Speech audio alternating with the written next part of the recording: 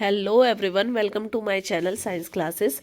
आज हम हमारा चैप्टर जो कंटिन्यू कर रहे थे, चैप्टर 4 ऑफ क्लास 7th, जिसका नाम था एसिड बेस एंड सॉल्ट, जिसकी बैक एक्सरसाइज की थी हमने। उसमें हमने ए पार्ट कंप्लीट किया था, टिक द करेक्ट, और बी पार्ट में हमने नेम द फॉलोइंग किए थे। तो आज उसका सी पार्ट कर रहे हैं। सी पार्ट है हमारे पास फिल इन द ब्लैंक्स। आपको फिल इन द ब्लैंक्स करने हैं।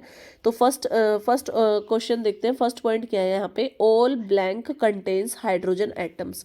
किसके अंदर, एसिड बेस या सॉल्ट में से किसके अंदर हाइड्रोजन एटम्स होते हैं, आपको ये बताना है। तो देखो यहाँ पे मैंने आपको बताया था कि एसिड के अंदर हाइड्रोजन एटम्स होते हैं, बेस के अंदर हाइड्रोक्सिल एटम्स होते हैं। तो इसके पास यहाँ पे क्वेश्चन पूछा हुआ है कि हाइड्रोजन एटम्स किसके अंदर होते हैं। तो आपके पास आंसर आएगा all acid contain hydrogen atoms. Second statement को पढ़ते हैं। सेकंड स्टेटमेंट में हमें दे रखा है an alkali is a blank soluble in water. कौन से एल्कली होते हैं जो वाटर में सोल्यूबल होते हैं। तो इसका आंसर आपके पास क्या आएगा, an alkali is a base which is soluble in water. Third में आपके पास थर्ड क्वेश्चन है। थर्ड स्टेटमेंट को रीड करते हैं। थर्ड स्टेटमेंट हमारे पास है acid rain causes blank of buildings. Acid rain की वजह से बिल्डिंग्स पे क्या इफेक्ट पड़ता है। तो जब एसिड रेन का मतलब क्या होता है, एसिड रेन बहुत ज़्यादा कोरोसिव होती है, तो इट मीन्स ब्लैंक के अंदर आपके पास आ जाएगा कोरोजन। स्पेलिंग इसकी होगी CORROSION, corrosion of building. Fourth statement को रीड करते हैं। फोर्थ स्टेटमेंट में हमारे पास blank turns red litmus to blue.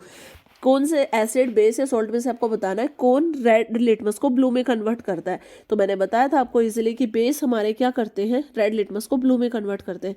तो इसका आंसर आपके पास क्या आ जाएगा, base turns red litmus blue. Fifth statement को रीड करते हैं। फिफ्थ स्टेटमेंट में हमें क्या दे रखा है, पूछा क्या है हमसे, the pH of water is. आपको पीएच वाटर का बताना है। हमें पता है वाटर का पीएच क्या होता है, वाटर न्यूट्रल होता है। और न्यूट्रल कब आता है पीएच, जब हमारे पास पीएच क्या हो, 7। तो इसका आंसर क्या आएगा आपके पास, 7। The pH of pure water is 7। Sixth statement को रीड करते हैं। Car batteries contain blank acid. मतलब कार बैटरीज के अंदर कौन सा एसिड होता है। जब मैंने यूजेस कराए थे एसिड के, उस टाइम भी आपको बताया था कि सल्फ्यूरिक एसिड को हम यूज करते हैं किसके अंदर, बैटरी, कार की बैटरीज के अंदर। तो यहाँ ब्लैंक में आपके पास क्या आ जाएगा, सल्फ्यूरिक। सेवंथ स्टेटमेंट को रीड करते हैं। टूथपेस्ट कंटेंट, टूथपेस्ट के अंदर क्या होता है, हमें इजीली, टूथपेस्ट के अंदर बेसिस होता है, तो आप इसमें बेसिस लिख सकते हो, बेसिस, टूथपेस्ट कंटेन बेसिस। और इसके साथ में आप इसका बेसिस का के साथ आप एल्कलीज को भी ऐड कर सकते हो, एल्कलीज। दोनों ही आंसर आपके करेक्ट होंगे। एट्थ स्टेटमेंट को रीड करते हैं। 10 basic substance used for white washing wall is. एक ऐसा बेसिक सब्सटेंस बताओ जिसको यूज़ करते हैं हम वाइट वॉशिंग के लिए, यानी दीवारों पर जब वाइट वॉश करते हैं तो उसके अंदर कौन सा ऐसा बेसिक सब्सटेंस होता है। तो इसका आंसर आपका आएगा कैल्शियम हाइड्रोक्साइड। ब्लैंक के अंदर आप फिल करोगे कैल्शियम हाइड्रोक्साइड। लास्ट है आपका fill in the blanks, 9th। इसमें पूछा है आपसे the chemical formula for blue vitriol is. देखो ये आपके पास एक सॉल्ट है, जो मैंने कॉमन नेम्स कराए थे उस टाइम भी बताया था। जो केमिकल फॉर्मूला होता है ब्लू विट्रोल्स का, उसका फॉर्मूला आएगा आपके पास CuSO4 with 5 molecules of water, यानी 5H2O। तो अब हम इसका डी पार्ट करते हैं। डी पार्ट में ट्रू एंड फॉल्स करने हैं। डी पार्ट करते हैं। डी पार्ट में आपको क्या बताना है, देखो राइट टी फॉर ट्रू, अगर ट्रू स्टेटमेंट है तो टी लिखना है, और एफ फॉर फॉल्स, अगर स्टेटमेंट फॉल्स है गिवन सेंटेंसेस की तो आपको एफ लिखना है। अब फर्स्ट स्टेटमेंट को रीड करते हैं। फर्स्ट स्टेटमेंट में हमें दे रखा है एल्कलीज आर शोर इन टेस्ट। एल्कलीज कैसे हैं, खट्टे होते हैं टेस्ट में, जबकि हमारे पास क्या हमें पता है शोर इन टेस्ट तो एसिड्स का होता है। इट मीन्स ये स्टेटमेंट आपकी क्या है, फॉल्स है। तो आप इसके सामने क्या लिख दोगे, एफ। सेकंड स्टेटमेंट को रीड करते हैं। सेकंड स्टेटमेंट में दे रखा है mineral acid changes to organic acid on addition of water. Mineral acids organic acid में कन्वर्ट हो जाते हैं अगर हम मिनरल एसिड में वाटर डालते हैं। तो ये स्टेटमेंट भी हमारी क्या है, फॉल्स है। थर्ड स्टेटमेंट को रीड करते हैं। एसिडिटी ऑफ अ बेस, अगर बेस की एसिडिटी फाइंड आउट करनी हो तो उसके डेफिनेशन क्या होती है, is the total number of hydrogen atoms present in one molecule of base. एक मॉलिक्यूल ऑफ बेस के अंदर कितने हाइड्रोजन एटम्स प्रेजेंट होते हैं, ये क्या कहलाता है, acidity of base. It means ये वाली स्टेटमेंट हमारी क्या है, ट्रू है। तो हम इसके सामने क्या लिखेंगे, टी। फोर्थ स्टेटमेंट को पढ़ते हैं। फोर्थ स्टेटमेंट में दे रखा है हमें sodium carbonate is also called limestone. Sodium carbonate को हम लाइमस्टोन भी कहते हैं। तो ये स्टेटमेंट हमारे ट्रू है, तो इसके सामने आप क्या लिख दोगे, टी। फिफ्थ स्टेटमेंट को रीड करते हैं। फिफ्थ स्टेटमेंट में हमें क्या दे रखा है, the salt formed by the neutralization of NaOH with HCl is basic in nature.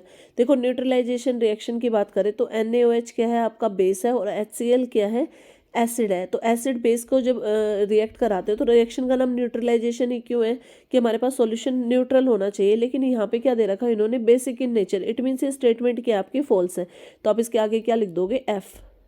Sixth statement को रीड करते हैं। Blue vitriol is a hydrated salt. Blue vitriol आपके पास क्या होता है, हाइड्रेटेड सॉल्ट होता है। ये स्टेटमेंट आपकी बिल्कुल ट्रू है, तो टी लिख देंगे हम।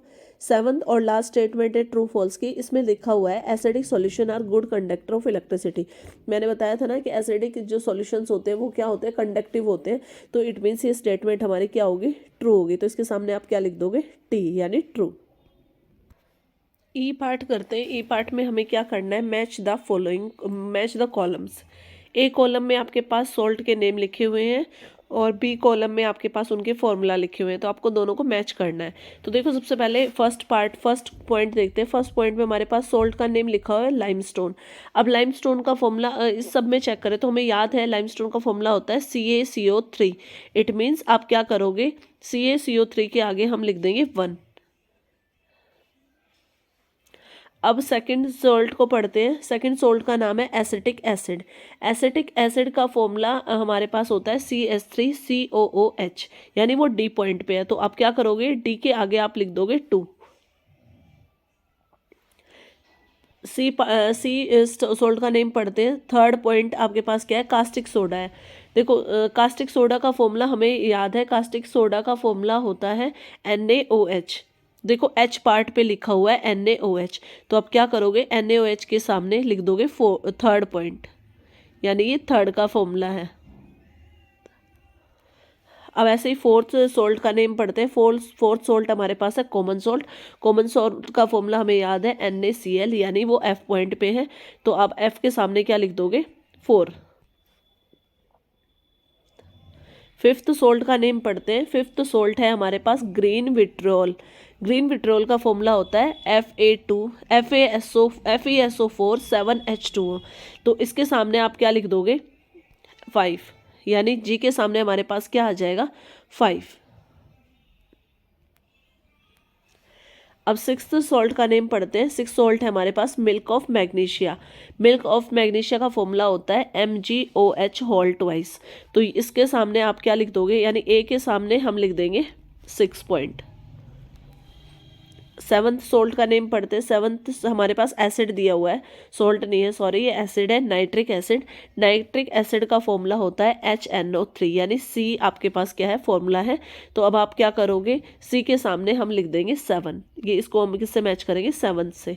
8 पॉइंट पढ़ते हैं। 8 पॉइंट पे हमारे पास दे रखा है बेकिंग सोडा। बेकिंग सोडा का फॉर्मूला होता है, जो आपके पास बी पॉइंट में मेंशन है, NaHCO3। तो आप इसके बी के सामने आप क्या लिख दोगे, 8। इसको आप किससे मैच कराओगे, 8 से। और ऐसे ही लास्ट आपके पास 9th चिली साल्ट पैटर लिखा हुआ है। चिली साल्ट पैटर का फॉर्मूला होता है आपके पास NaNO3, यानी ई पार्ट पे मेंशन है। तो ई पार्ट के सामने आप क्या लिख दोगे, 9। तो इसी तरह से हमने सारे मैच द फॉलोइंग कंप्लीट कर दिए। आज की वीडियो यहीं तक थी। अगर आपको वीडियो पसंद आए तो प्लीज़ ज़्यादा से ज़्यादा लाइक करें और चैनल को सब्सक्राइब करें।